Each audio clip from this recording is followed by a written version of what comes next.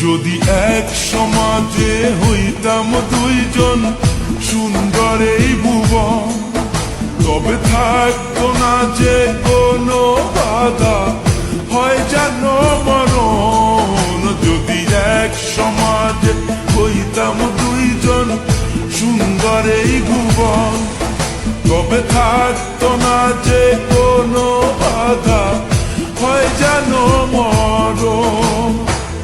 বিধি তুমি আমায় ভুলে দাও, ও কেন তারে ভালোবাসি না।